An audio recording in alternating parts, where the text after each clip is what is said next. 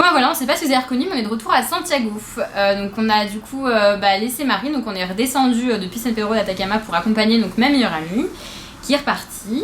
D'ailleurs on en profite pour la remercier encore une fois d'être venue nous voir à l'autre bout du monde. C'est vrai qu'elle s'attendait pas en plus à ce que ce soit pas l'été, parce qu'ici en Amérique du Sud quand c'était en France, bah ouais c'est l'hiver ici. Donc voilà, elle a des températures un petit peu fraîches, mais c'était vraiment super cool de partager tout ça avec elle. Ensuite faut savoir que ça fait donc 2 semaines déjà qu'elle est partie, et donc ça fait du coup 2 semaines que nous on est à Santiago. On avait besoin de se poser un petit peu, c'est vrai que ça fait quand même 10 mois qu'on est sur la route et on s'est jamais vraiment octroyé de temps off, on va dire, à être un petit peu sédentaire, à se poser quelque part, etc. Donc on avait ce besoin-là et on avait aussi le projet d'acheter un véhicule ici au Chili. Donc du coup c'était un projet qui nécessitait aussi qu'on se pose parce qu'il y avait quand même pas mal de démarches. Mais en y réfléchissant, on a changé d'avis parce que le problème c'est qu'on avait une durée de sortie de territoire avec un véhicule chilien de 6 mois. Ça voulait donc dire que notre projet initial, on voulait monter jusqu'en Colombie et on était un peu obligé de redescendre sur Santiago pour reprolonger cette période de 6 mois. Et on se voyait pas faire en fait une sorte d'aller-retour jusqu'au Colombie parce qu'il faut quand même se dire qu'il y a énormément de kilomètres. On avait dans le projet initial d'aller au Brésil une fois qu'on était en Colombie, mais avec un véhicule c'est difficile parce qu'on peut pas passer au Venezuela parce que c'est un peu la guerre là-bas, et puis à côté du Venezuela c'est carrément la forêt amazonienne, donc c'est strictement impossible de passer. On était obligé de redescendre en Bolivie je crois si on voulait aller au Brésil. Bon bref, c'était un petit peu compliqué, on avait envie d'une certaine liberté, mais finalement le van ne procurait pas cette liberté totale, donc on a décidé de faire en transport en commun jusqu'en Colombie, peut-être donc d'aller au Brésil en passant donc par l'Amazonie. On ne sait pas trop encore ce qu'on va faire, et peut-être que plus tard, quand on redescendra pour visiter l'Argentine et le Chili, quand il fera beau, chaud, c'est-à-dire quand ce sera l'été, donc l'hiver chez nous en Europe, et bien peut-être qu'on reprendra cette idée d'acheter un van pour faire ces 2 pays qui normalement, je dis bien normalement, sera la fin de notre voyage tour du monde. Ouais, c'est vrai qu'on a dû un peu à contre-cœur du coup abandonner l'idée qu'on avait, hein. C'est vrai que c'était une idée qu'on avait de base. En plus en Nouvelle-Zélande ça avait conforté un peu cette envie de le faire parce qu'on avait beaucoup aimé notre voyage en van en Nouvelle-Zélande et qu'on n'est pas vraiment fanat des tours organisés. C'est vrai qu'on en a encore vu les limites quand on a été à San Pedro d'Atacama ou au Salar de Uyuni où on a été obligé de passer par des tours. C'est vrai que nous c'est pas vraiment ce qu'on aime, on en avait aussi un petit peu marre, faut le dire, hein. Après 10 mois de voyage, moi faire 24 heures de bus, j'en avais un peu marre aussi, donc voilà. J'aurais bien aimé avoir une autre alternative, donc c'est vrai que l'avantage d'avoir son propre véhicule, c'est que tu t'arrêtes quand tu veux, t'es pas obligé de te taper 24 heures de bus à attendre comme ça, avec la clim, d'arriver enfin à destination. Donc voilà, on est un petit peu triste quand même, un petit peu deg, c'est vrai qu'en plus on avait vu des véhicules qui nous plaisaient pas mal et c'est vrai qu'on avait vraiment ce projet-là. Maintenant, comme on l'a dit, il y a des choses qu'on fait que du coup on a revu un petit peu ce projet, on le met quand même dans un coin de notre tête, hein, on l'a pas non plus complètement rayé, hein. Donc on le garde dans un coin de notre tête et on se dit qu'on le fera peut-être dans plusieurs mois, donc en effet à la fin de notre tour d'Amérique du Sud, quand on en sera dans les derniers mois. Donc du coup, normalement, le projet, c'est d'ici 2 jours de partir sur Valparaiso, donc qui est quand même pas très loin de Santiago. Dans un premier temps, on va faire ça, et après, on sait pas vraiment dans quel sens on va aller. Toujours est-il qu'au Chili, c'est quand même toujours pas la bonne période. Donc on va du coup partir du Chili, on va juste faire Valparaiso, et après on va normalement tracer en Argentine, et après remonter jusqu'en Bolivie. Donc, du coup, le Chili, on le fera, mais donc à la fin de notre tour d'Amérique du Sud, normalement. Mais après, on va voir un peu au jour le jour, comme on a l'habitude de le faire. Surtout que là c'est un gros continent, on va voir en fonction des trajets de bus, de nos envies, du climat aussi. Donc voilà, ça va être un peu, comment on appelle ça, au feeling. Bon ça y est, on a décidé de quitter Santiago après 2 semaines à zoner dans notre petit appartement. Alors on est bien content de quitter Santiago parce que c'est une ville quand même assez polluée. On n'a pas eu de gros coup de cœur, c'est vraiment une très très grosse ville avec beaucoup de bruit. Donc là on a décidé de rejoindre le bord de mer avec la célèbre et mythique ville de Valparaiso. Valparaiso, elle est mondialement connue, elle fait d'ailleurs partie de l'UNESCO, donc c'est une ville qui est protégée. Elle est aussi connue parce que c'est une grande ville portuaire.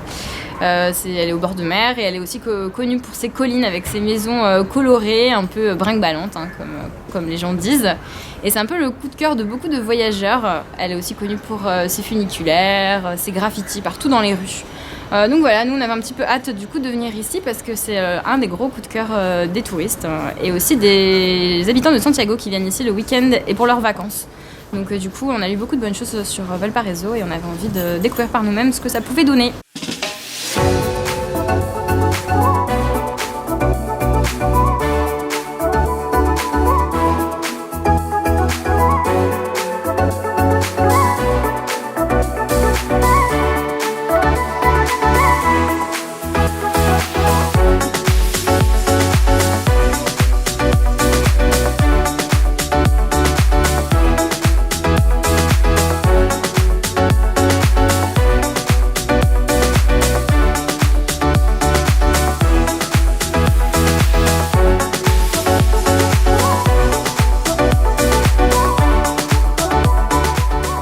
Alors Valparaiso c'est ponctué de plein de petites collines, donc qui dit colline dit forcément petites grimpettes. Heureusement il y a des funiculaires, il y en a un peu partout, je crois qu'il y en a une vingtaine. Donc là on a décidé d'en prendre un parce que mine de rien, la petite colline qu'il faut monter là, ça grimpe un peu.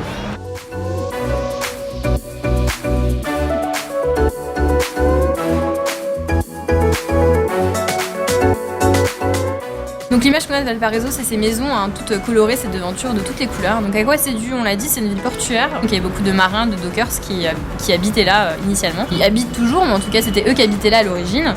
Et du coup, pour recouvrir les façades des maisons et les protéger, ils mettaient de la tôle. Donc ce matériau-là. Au fur et à mesure du temps, ça a commencé à rouiller à cause du vent, de l'humidité, de l'air, etc.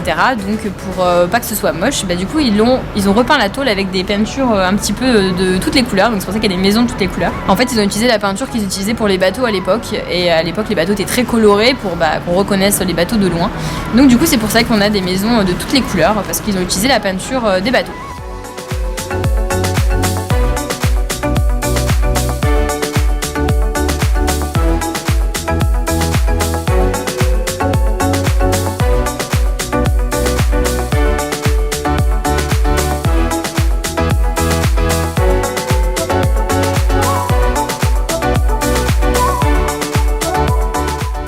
Bon après on va passer 2 jours à Valparaiso, on se dirige aujourd'hui à Viña del Mar, donc c'est pas très loin de Valparaiso, c'est à 10 minutes en métro. C'est toujours une ville en bord de mer, donc c'est une petite station balnéaire. Et c'est la sœur jumelle de Valparaiso, parce qu'elles sont vraiment juste à côté. Donc vu que Valparaiso ne nous aura pas beaucoup charmé, on avait envie de voir un petit peu ce que l'autre ville pouvait donner. Alors pourquoi on n'a pas aimé Valparaiso avant que tout le monde commence à s'exciter dans les commentaires? Après chacun son avis, c'est vrai que nous on s'attendait un petit peu à mieux, c'est vrai que c'est le coup de cœur de pas mal de touristes. Et nous on n'a pas franchement compris pourquoi, c'est une ville qui est quand même hyper délabrée, il y avait des moments où honnêtement on se demandait si on n'était pas dans des bidonvilles.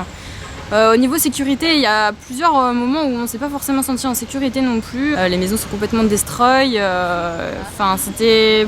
je sais pas, moi j'ai pas eu de coup de cœur.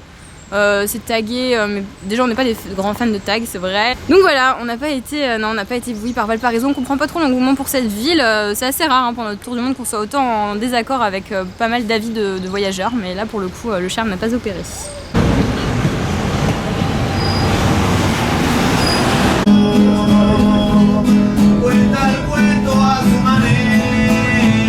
Alors voilà, on est arrivé à Viña del Mar. Alors on a filé vers un parc parce qu'entre Santiago et Valparaiso, on avait besoin un peu de verdure parce qu'on a eu beaucoup de pollution, de bruit, de voitures. Donc là on avait un petit peu marre. Parce qu'avec la ville portuaire de Valparaiso, c'est quand même une énorme grosse ville bien remplie de cargos, de gros bateaux, de bruit et c'est moche. Super. Bon, c'était une intervention médiocre. Ah, par contre, on voulait vous dire qu'on a vécu notre premier tremblement de terre. Alors, c'était un peu bizarre, c'était hier soir dans notre chambre d'hôtel. On n'était pas hyper rassurés. Alors déjà, ça fait bizarre parce que quand on voit tout trembler, on réfléchit un petit peu pour savoir ce que c'est, parce qu'on ne pense pas tout de suite au tremblement de terre. Mais ça en était bien. Alors, on a un peu flippé parce qu'on est quand même dans un hôtel qui est quand même pas hyper moderne. La maison est déjà toute fracassée, on se demande comment on a fait pour tenir debout, alors avec un tremblement de terre on a commencé à vraiment flipper. En tout cas c'est vraiment impressionnant, c'est la première fois qu'on ressent ça et ça fait un peu flipper. Et encore celui-là il était pas fort, donc on imagine très bien ce que peuvent ressentir les gens quand il y a un fort tremblement de terre. Et on en a eu un tout petit ce matin aussi. Ah ouais, il était microscopique, c'était juste pour le réveil en fait celui-là, c'était pour nous dire allez il faut se lever.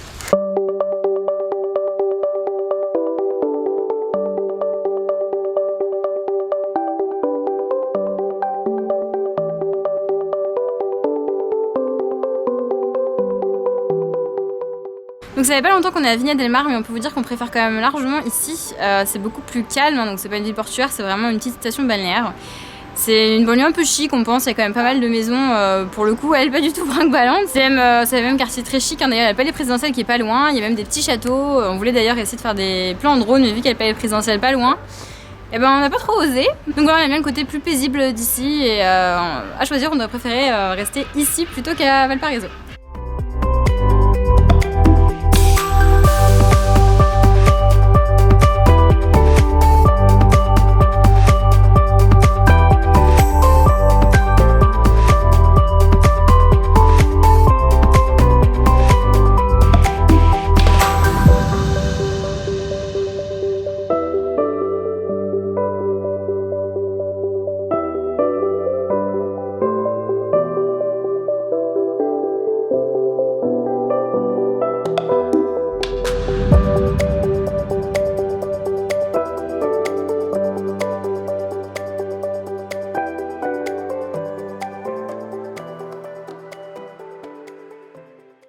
bah voilà, on a visité Viña del Mar et Valparaiso, donc nous on a fait clairement notre choix sur ce qu'on préfère entre les deux villes. À vous maintenant de décider si vous préférez Valparaiso ou Viña del Mar.